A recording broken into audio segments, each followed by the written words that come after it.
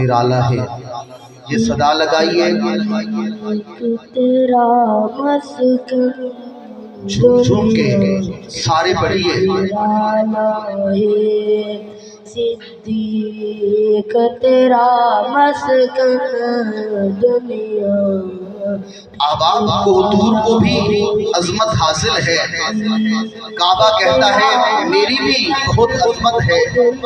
آباب، عرش، لوح، کرسی بڑی عظمت کی حامل، مگر جس جگہ پر جناب صدیق تشریف فرما ہے کیوں نہ کہوں وہ جگہ۔ تعریف کرے جنت عرش دنیا لائے صدیق تیرا مسکن دنیا۔ آقا نے 63 سال عمر پائی، صدیق کی 63 سال عمر۔ آقا کے آخری وقت میں سرحان امی عائشہ بیٹھی تھی، جناب صدیق کے آخری وقت سرحان امی عائشہ بیٹھی ہے۔ آقا نے آخری بار مسواک کا تقاضا کیا، جناب صدیق اکبر نے بھی آخری بار مسواک مانگی۔ آقا دو جہاں نے فرمایا میری مسواک کو نرم کر دیا جائے۔ صدیق اکبر نے کہا میری مسواک کو نرم کر دیا جائے۔ آقا کو امی عائشہ نے مسواک نرم کر کے دی، صدیق اکبر کو امی عائشہ نے مسواک نرم کر کے دی۔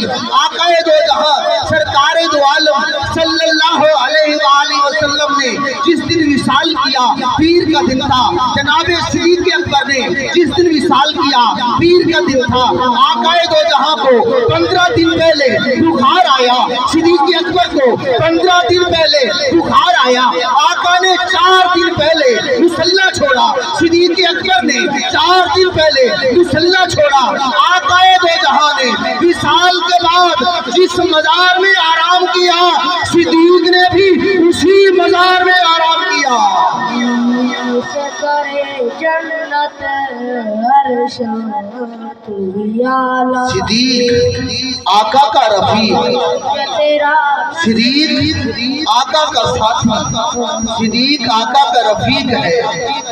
ابو بکر دین صدیق نے خدا کے اولی منظر میں رکھ لیا، دین خدا کے اولی منظر میں رکھ لیا۔ معیار کے تھے اس لیے محور میں رکھ لیا، دین خدا کے اولی منظر میں رکھ لیا۔ معیار کے تھے اس لیے محور میں رکھ لیا۔ مولانا صدیق صاحب آقا کو اتنے پیارے تھے، صدیق اور عمر آقا کو اتنے پیارے تھے، صدیق اور عمر دونوں کو اپنے روضہ اطہر میں رکھ لیا۔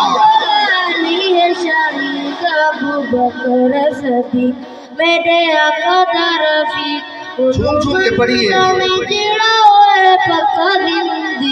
ابو بکر صدیق